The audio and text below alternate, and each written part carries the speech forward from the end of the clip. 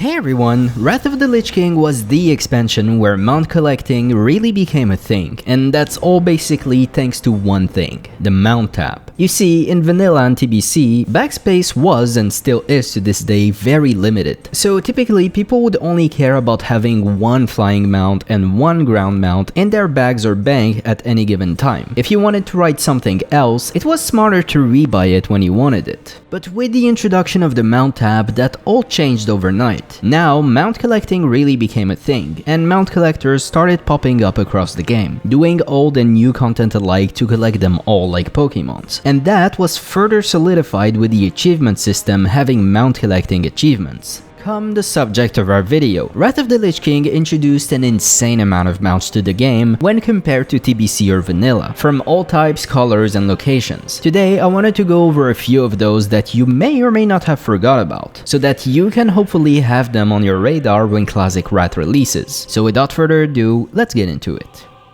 Alright, to start off, let's get the obvious ones out of the way. The raid and dungeon mounts that you've probably been farming in retail since the day you could solo them. Things like Invincible from Lich King, Mimiron's Head from Yoxoron, the Onyxian Drake, the Twilight Drakes from Sartharion, or the Blue Drakes from Malygos. Those are all quite popular mounts that myself and many players have been farming in retail for years now. On the dungeon front, there's two mounts, the blue Proto-Drake from Utgard Pinnacle Heroic. Since this is heroic, you'll have to try your luck at it once a day, and it is quite rare, 1% reportedly. Then the other dungeon mount is the Bronze Drake, Heroic Calling of Stratholme. This is actually a 100% drop if you reach the mob that drops it in less than 25 minutes, but only one drops per group. Speaking of dungeon mounts, here's one that actually drops from a dungeon, but only 2 weeks per year. I'm obviously talking about the Big Love Rocket, aka X45 Heartbreaker as Blizzard renamed it. When Wrath releases, the Love is in the Air event will get a big overhaul, and with it comes this encounter in Shadowfang Keep. The Big Love Rocket is known as the rarest mount in the game, not only because it's only available 2 weeks per year, but also because its drop rate is well below 1%. We're talking in the 0.0x% of chance to drop. Not sure if it was this rare back in Wrath, but I guess we will find out when Wrath releases. One thing is for sure, if it is as rare as it is in retail, even seeing someone riding this mount will be extremely uncommon. Next up, we have achievement mounts, and there's quite a lot of those. Some of them are even limited in time. Things like the Red Proto-Drake, Rusted Proto-Drake, Bloodbath Frostworm, and so on are all mounts rewarded for completing glory achievements. Achievements where you have to complete a bunch of tasks in a given raid, ranging from easy to extremely hard. An interesting fact is that the mounts rewarded for the glory achievement associated with Naxxramas, the first raid of Wrath, were actually limited in time. The 10-man version was removed in Kata, and the 25 version was removed in patch 3.1. For some reason, Blizzard didn't remove any subsequent raid achievement mounts since then. Well, aside from ahead of the curve, of course. But this mount may be removed in phase 2 of Classic Wrath, so you better do it fast if you want it. Then, of course, we have the mounts that drop from Tribute to Immortality and Tribute to Insanity achievements for doing Heroic Trial of the Crusader with 50 attempts left or without anyone dying. The one that simply requires not wiping is a bit easier, but not having anyone dying is a whole different story. It's gonna be interesting to see how easy this achievement will be in Classic Wrath, and how much drama will rise from it. Speaking of Trial of the Crusader, the Argent Tournament, which is a daily hub added with this patch, introduced an immense amount of mounts. Faction mounts, warhorses, hippogriffs, dragonhawks, you name it. This was the patch for mount collectors. Some of them only require gold to buy, but most of them require champion seals. You only get so many champion seals every day, so it will take you a while to collect all of those mounts for sure. Moving on, let's talk about profession mounts. So, profession mounts were a thing in TBC too, with the engineering flying machines. But Wrath introduced not just more profession mounts, but more interesting ones too. First off, the engineering mounts are called the Mechgineer Chopper or Meccano Hog. Those are really cool two-seater mounts. And of course, to stay true to the engineering mounts, they're obnoxiously loud. But we also have tailoring mounts, the flying carpets. There's actually 3 of them in Wrath, all requiring different types of reagents. I always found those really cool, and I'll definitely be getting one of them on my mage in Wrath. Then there's one last interesting mount that you probably forgot about, the sea turtle. This is a fishing mount of all things. Quite rare, it drops from basically any pools in Northrend. And the thing with this is on land it's extremely slow, but when swimming it goes at normal speed. And yes, mounts can swim in Wrath. That was added in the middle of the expansion, but it will probably be in-game from the start of Classic Wrath. Of course, Wrath also introduced a lot of vendor mounts. Things like the Traveler's Tundra Mammoth, which is the only mount with a vendor on it, but it also costs a whopping 20k gold. The Woolly Mammoth, Brown Bear, Snowy Griffin, and whatnot. But what you may or may not know is that Wrath also introduced one more race mount to Night Elves, the Dawn Saber. This mount was actually in the game files since vanilla, but for some reason Blizzard held it until Wrath. I assume they did it because they didn't want Night Elves to have one more mount than any other race. But this one looks awesome and I'll definitely be buying it as soon as the Wrath pre-patch drops. Of course, there's also reputation mounts, like the Red Drake from Wyrmrest Accord Exalted, the Ice Mammoth or Grand Ice Mammoth from Sons of Hodir, and there's also the Green Proto-Drake. This one is special in the sense that it has a 1% drop chance from the Mysterious Egg, an item that you can buy when revered with oracles. A few days later, it can hatch into a mount, pet, or just a grey item. Quite a fun way to get a mount.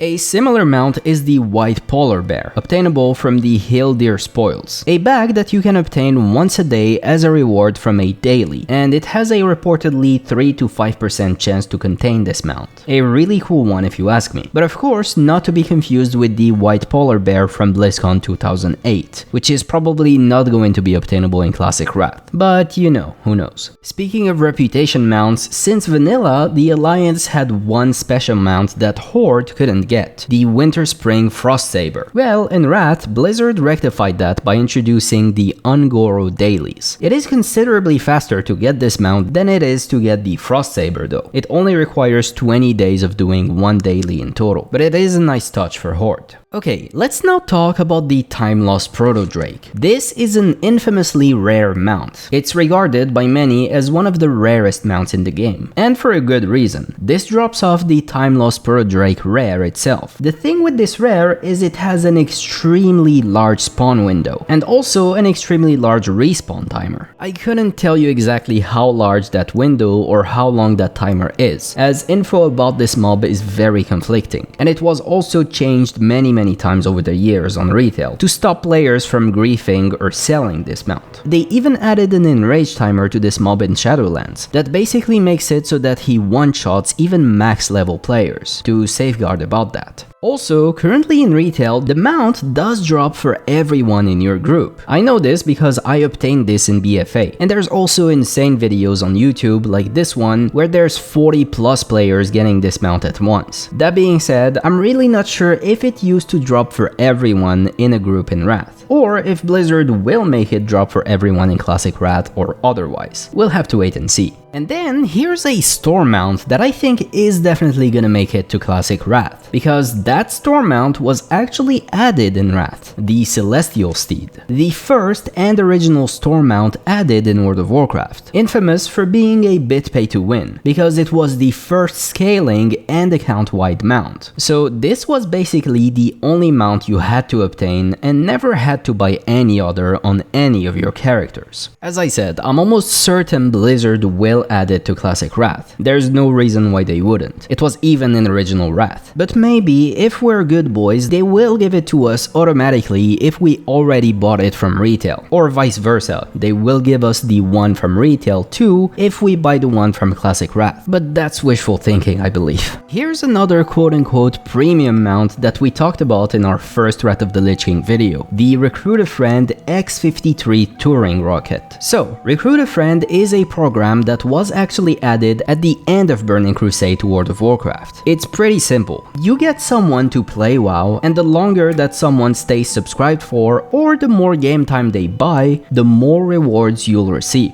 Those rewards range from anywhere from free game time to pets and of course this mount. And also, this is the first two-seater flying mount in the game, and the only one in fact at this stage of the game. The problem with this whole recruit a friend system is that I would say a majority of players didn't actually recruit anyone. Most people would only make a second account and recruit themselves on it, because yes, you can do that. Then they would spend a bunch of money for game time and get themselves all the recruit a friend rewards in a few minutes. I'm willing to bet that if recruit a friend is added to Classic RAF, that's how most players will use it too. So to me, this is a pay to win mount as well. Let me know what you think about it in the comments. With that, those were all the noteworthy mounts that I could remember were added in RAF. If I missed something, please drop it in the comments. I'm also probably gonna do a part 2 to this video of mounts that were actually in the game files but they were never obtainable. So who knows, they might be added as storm mounts in Classic RAF. So subscribe to not miss that. We'll be doing a ton of RAF content between now and the release of the game. With that, I hope you guys enjoyed this video. If you did, remember to give it a like and subscribe to the Classic WotLK channel for more content like this. I will see you guys in the next one very soon. Bye for now.